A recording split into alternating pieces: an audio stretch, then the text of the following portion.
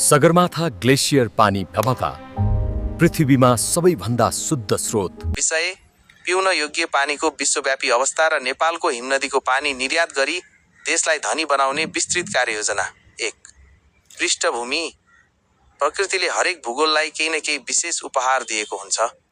खाडी मुलुकहरूले आफ्नो भूमिमा रहेको पेट्रोलियम पदार्थ तेल बेचेर विश्वकै धनी राष्ट्रहरूको सूचीमा नाम लेखाए।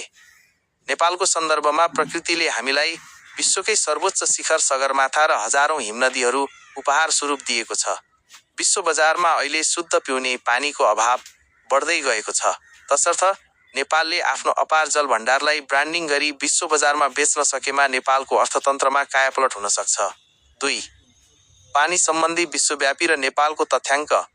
यो खण्डमा पृथ्वीमा उपलब्ध पानी र त्यसमा नेपालको हिस्साबारे चर्चा गरिएको छ। पृथ्वीमा पानीको मात्रा हाम्रो पृथ्वीको सतहको करिब 71% भाग पानीले ढाकेको छ।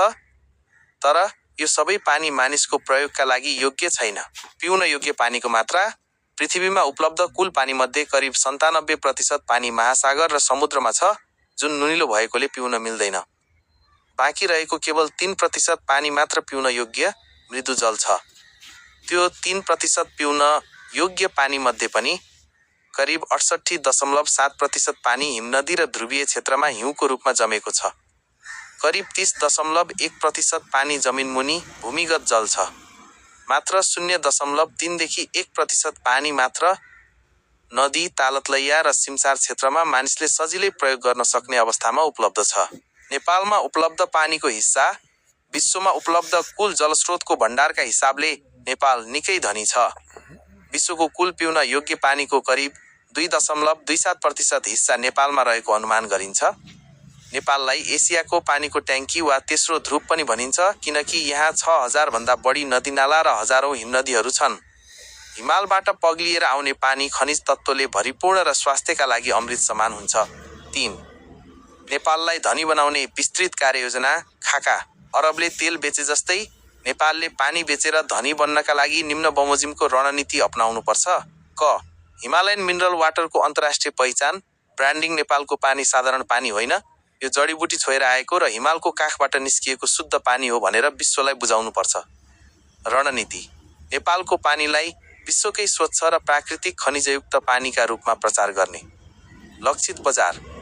पानीको अभाव भएका धनी खाडी मुलुकहरू कतार, साउदी अरब, दुबई र स्वास्थ्यप्रति सचेत युरोपेली तथा अमेरिकी बजार। ख. उच्च प्रविधिको प्रशोधन र बट्टाबन्दी। प्याकेजिङ। नदीको पानीलाई सिधै बोतलमा भरेर मात्र हुँदैन, यसलाई अन्तर्राष्ट्रिय मापदण्ड अनुसार प्रशोधन गर्नुपर्छ। सिसा वा उच्च गुणस्तरको धातुका आकर्षक भाँडाहरूमा पानी भरेर बेच्नुपर्छ, जसले यसको गुणस्तर र मूल्य दुवै बढाउँछ। हिमालको फेदीमै वातावरण मैत्री प्रशोधन केन्द्रहरू स्थापना गर्ने।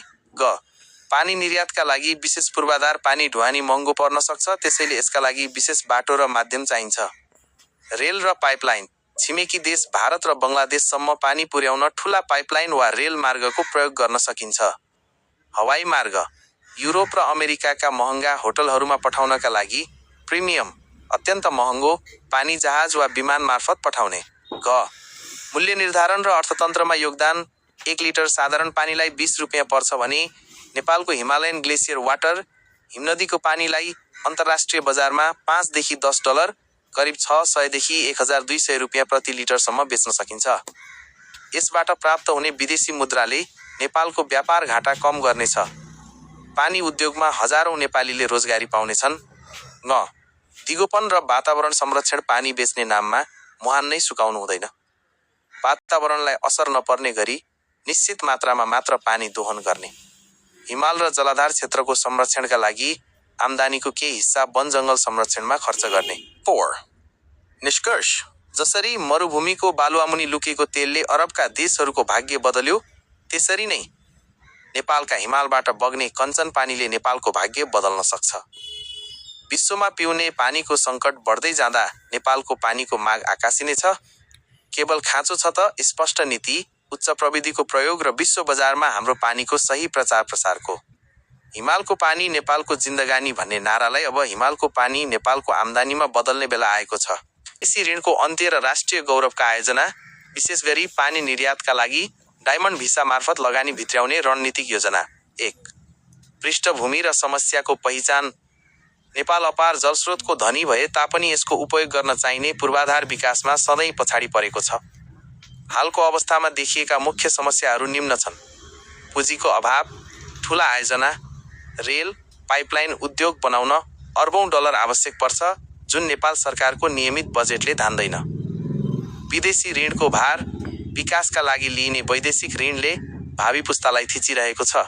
सुशासनको कमी, वैदेशिक सहायता र ऋणमा सञ्चालित आयोजनाहरूमा ढिलासुस्ती र आर्थिक अनियमितता, घोटाला हुने गरेको छ। 2. प्रस्तावित समाधान। डायमन्ड भिसा अवधारणा। अमेरिकाको गोल्डेन भिसा वा अन्य विकसित मुलुकको लगानी भिसा जस्तै नेपालले विशिष्ट लगानीकर्ताहरूका लागि डायमन्ड भिसाको नीति लागू गर्नुपर्छ। क. लक्षित वर्ग, गैर आवासीय नेपाली NRN जो विदेशमा अरबपति बनेका छन्। विश्वका धनाढ्य व्यक्तिहरू जो शान्त र प्राकृतिक वातावरणमा लगानी वा अवकाश जीवन बिताउन चाहन्छन्। ख. लगानीको शर्त। प्रति व्यक्ति न्यूनतम 1 करोड अमेरिकी डलर, करिब 1 अर्ब 35 करोड नेपाली रुपियाँ लगानी गर्नुपर्ने। यो रकम सिधै राष्ट्रिय पूर्वाधार विकास कोष नेशनल इन्फ्रास्ट्रक्चर डेभलपमेन्ट फन्डमा जम्मा हुनेछ। ग. लगानीकर्ताले पाउने सुविधाहरू। सुरक्षा र सम्मान। राज्यले विशिष्ट अतिथि VIP को दर्जा दिने र पूर्ण सुरक्षाको ग्यारेन्टी गर्ने। नागरिकता, आर्थिक अधिकार, राजनीतिक अधिकार बाहेकको पूर्ण आर्थिक नागरिकता प्रदान गर्ने। नेपालमा जग्गा खरिद, व्यवसाय सञ्चालन र नाफा विदेश लैजान पाउने पूर्ण स्वतन्त्रता। कर छुट। निश्चित वर्षका लागि आयकरमा विशेष छुट। 3. सङ्कलित पुँजीको परिचालन, स्वच्छ पानी निर्यात आयोजना। डायमन्ड भिसाबाट उठेको रकमलाई अन्यत्र खर्च नगरी सिधै पानी निर्यातको पूर्वाधारमा लगाइनेछ। अनुमानित गणितीय हिसाब।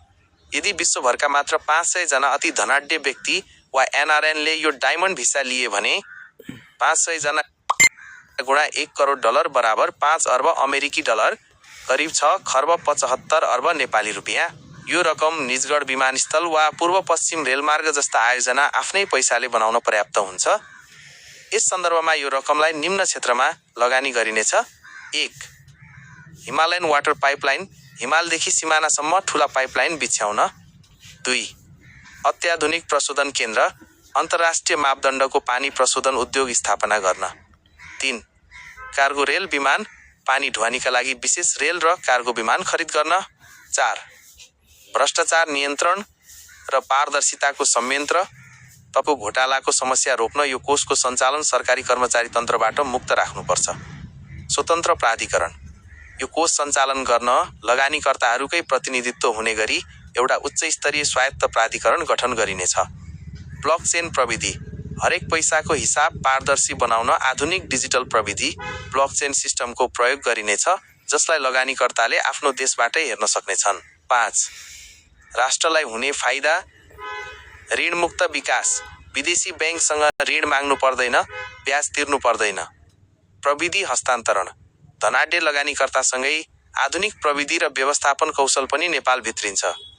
दीर्घकालीन आम्दानी, लगानीकर्ताले नाफा कमाउँदा राज्यलाई कर तिर्छन् र पानी निर्यातबाट आएको विदेशी मुद्राले देशको अर्थतन्त्र बलियो हुन्छ। 6. निष्कर्ष, माग्ने होइन साझेदार बन्ने नीति अबको आवश्यकता हो। डायमन्ड भिसा योजनाले नेपाललाई विदेशी ऋणको पासोबाट मुक्त मात्र गर्दैन, हिमालको पानीलाई सेतो सुनमा परिणत गर्न आवश्यक पुँजी पनि जुटाउँछ। 1 करोड डलर लिएर आउने 500 जना डायमन्ड लगानीकर्ताहरू नेपालको समृद्धिका संवाहक बन्नेछन्। यो योजना कार्यान्वयन भएमा नेपाल 10 वर्षभित्र एसियाको एक धनी राष्ट्र बन्ने निश्चित छ।